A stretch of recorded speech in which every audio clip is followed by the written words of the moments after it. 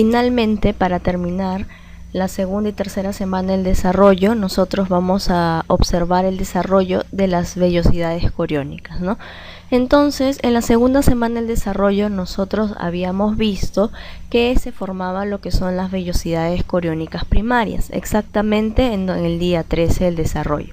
Como podemos observar, estas vellosidades están situadas por una columna recubierta del cincito trofoblasto, que es el verde más oscurito, y por debajo, no, de estas células cúbicas que representan al citotrofoblasto, tenemos lo que es la placa coriónica o el mesodermo somatopleúrico secundario.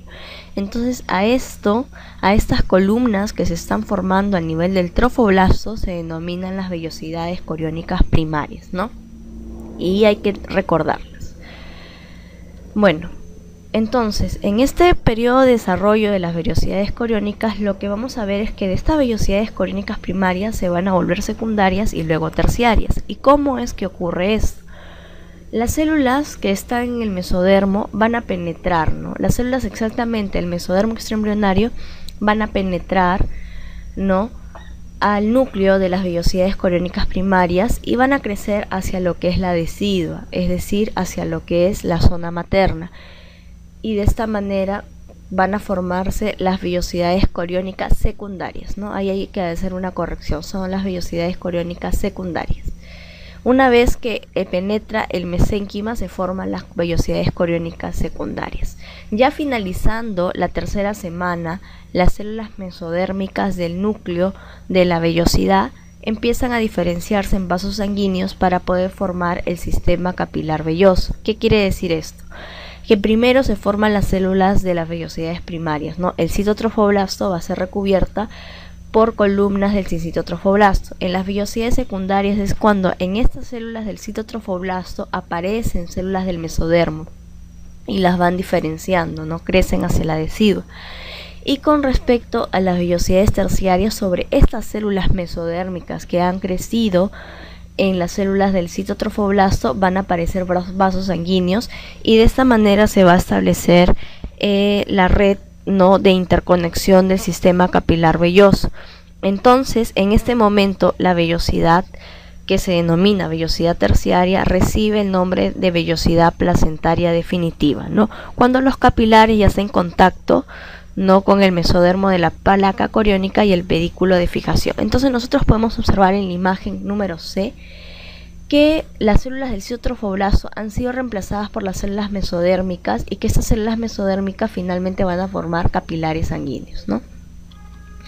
Entonces, la vellosidad terciaria es el fin de estas vellosidades coriónicas, ya que van a ser las vellosidades placentarias definitivas.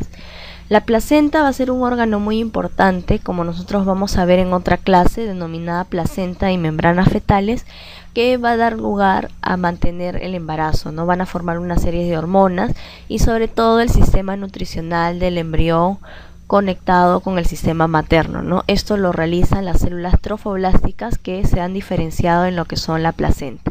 Entonces, los capilares de las vellosidades terciarias que estén en contacto con los capilares, ¿no?, que se han desarrollado en el mesodermo de la placa coriónica y del pedículo de fijación son el que van a mantener ese sistema, ¿no?, de interconexión capilar, ¿no? Entonces vamos a ver que existen vellosidades que se extienden desde esta placa coriónica, que es todo lo que está de rojo, hacia lo que es la decidua basal, ¿no?, que es parte del endometrio que forma la placenta.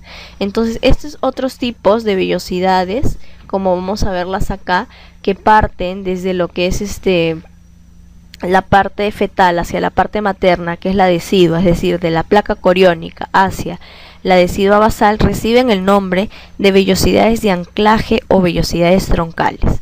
Y aquellas vellosidades que también tienen el mismo origen pero que se van hacia los lados se denominan las vellosidades libres o terminales, ¿no? Y también realizan a través de estas vellosidades el intercambio de nutrientes y de productos, ¿no? Entonces aproximadamente la cavidad coriónica se agranda en el día 19, día 20, como vemos acá, el embrión pequeño, una gran cavidad coriónica que está de blanco, y todo lo que es el trofoblasto diferenciado con vellosidades terciarias de anclaje, espacios intervellosos, el pedículo de fijación. Entonces, este pedículo de fijación se va a formar en el día 19, en el día 20, y va a ser el futuro cordón umbilical. Entonces con esto vamos a terminar lo que es la tercera semana del desarrollo embriológico, ¿no? Y vamos a recordar algunos eventos, ¿no? Como resumen podemos decir que lo principal de esta semana va a ser la gastrulación. Hemos visto que hay teratógenos y que este es un periodo muy susceptible de malformaciones, ¿no? Justamente porque la línea primitiva que va a dar lugar al nódulo de Hense en el extremo cefálico va a ser muy susceptible, ¿no? Entonces, este periodo de gastrulación es muy importante y se va a dar con la aparición de la línea primitiva, ¿no? Gracias a las células del epiblasto que se van a invaginar, ¿no? Y van a formar las capas del endodermo, del mesodermo y del ectodermo, ¿no? Entonces, el epiblasto hay que recordar que es el que da origen a todas las capas germinales, ectodermo, endodermo y mesodermo, ¿no? A veces suelen ser preguntas de examen. Entonces es muy importante saberlo. Entonces, con esto finalizaríamos la clase recordando que la segunda semana del desarrollo y la tercera semana de desarrollo son semanas muy importantes porque aquí termina el periodo embrionario. En las clases pasadas no les había mencionado, pero el periodo del desarrollo humano se divide en periodo embrionario, preembrionario, el periodo embrionario y el periodo fetal, ¿no? Justamente el periodo preembrionario, termina en la tercera semana, ¿no? El periodo preembrionario va desde la primera semana que hemos visto los acontecimientos de la fecundación, de lo que es la segmentación, de la implantación.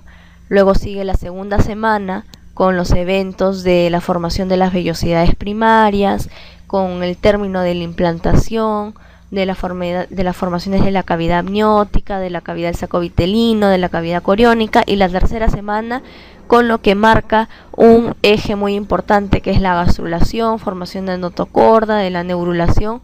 Todo esto forma el periodo preembrionario, ¿no? De la primera a la tercera semana del desarrollo.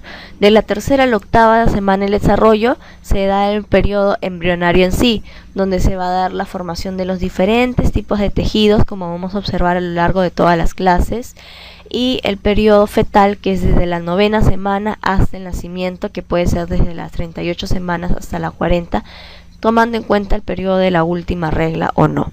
Entonces, hasta ahorita acabamos de ver la primera etapa de la embriología, denominada el periodo preembrionario, que va de la primera a la tercera semana del desarrollo humano. Y con esto acabaríamos esta clase. Gracias.